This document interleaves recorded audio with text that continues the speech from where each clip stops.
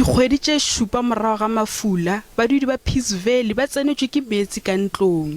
Noka ya Msunduzi ile ya tlalala go falala. Mariba a noka a phatloga, metsi a tsena ka magaeng. Ga go dikgobadi tše šoro tšeo di begilego ga bjale. Bao ba phologilego ba re, ke lekile go namela godimo ga ntlo empa go se thuše. Ka ge ntlo e be e tletše ka metsi, re ile ra tšwa ka lefastere. Moagišane yo ntlo ya gagwe e be se ya tsenela ke metsi, o ile a re thuša ka madulo.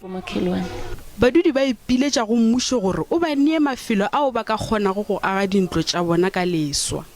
Ka ge go na le dikgogakgogane mabapi le mmu, re palelwa ke go dula mafelong ao.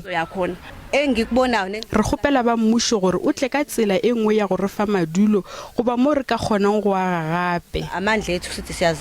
Tonakgolo ya porofense Nomusa Dube-Ncube o tshepišitše badudi bao ba amegilego thušo.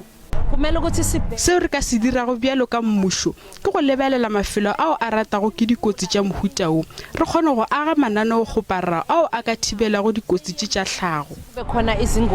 Bašomi ba ditirelo tša tšhoganetšo ba gare ba beile seemo leihlo.